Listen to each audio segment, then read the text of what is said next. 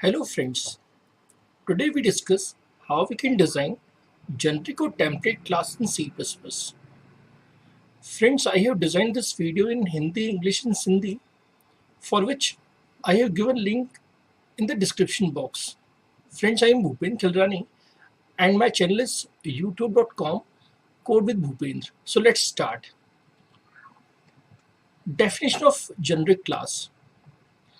In generic class, we do not have to specify data type of data member during class design.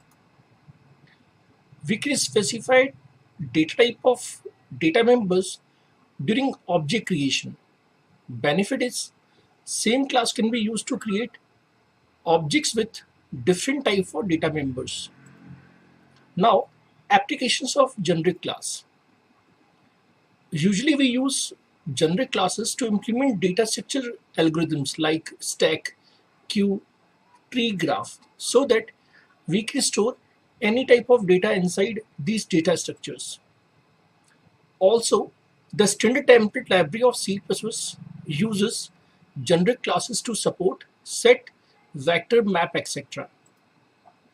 Now, in my example program, I will design generic class to store real and imaginary values like 2 plus 3i, in which both the real and imaginary part are integer, 2.4 plus 4.8i, in which real and imaginary parts are double. To implement the program, you can use code blocks, Turbo C, or any other compiler or IDE. Here I am using code blocks. Friend, I have already designed two videos for you. First, installing and settings of code blocks, and top 10 differences between code blocks and Turbo C. So now I am using code blocks to write this program. First, I am including some header files like iostream using namespace std, which is required in GCC compilers. Now I am writing template class T. So this is first step in designing template class. Now, class complex, having private section in which I am defining real and imaginary. Both are of type T. T is known as type parameter. So we are using T as a data type. Inside public section, I am defining a constructor which takes two parameters. Since we are passing parameters, it is parameterized constructor. So this is step third.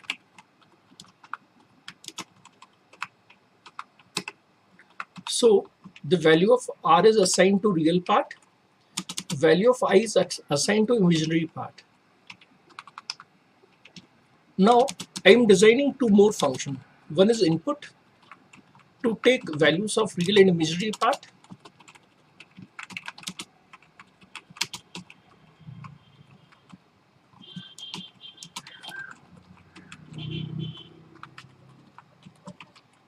And a display function to display the real and imaginary part.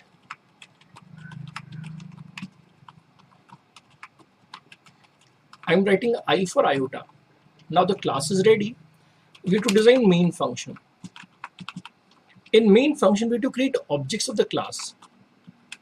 And then we have to provide value of t. So I am passing value for t as integer and passing 2, 4. So this will calls PC and value of t becomes integer. Similarly, complex double b 2.4, 4.8.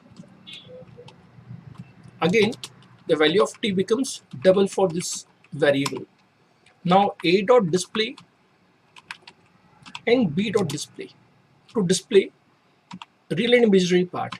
Now we can also change the value by calling input function. Again, we can call display function. Program is ready. I have already saved the program, so I am pressing save, compile and run. we are getting 2 plus 4i and 2.48 plus 4.8i. Now, input function is asking for new values, say 9 and 8. It is showing 9 plus 8i.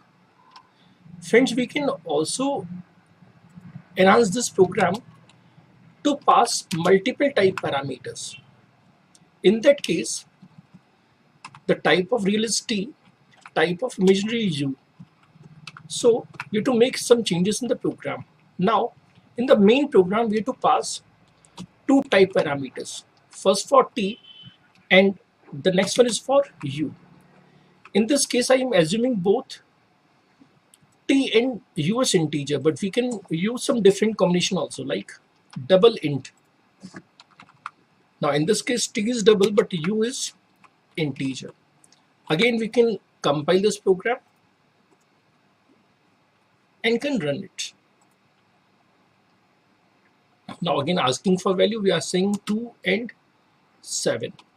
So it is 2 plus 7i. Now we have to see how this program is working. First of all, we have defined template class T.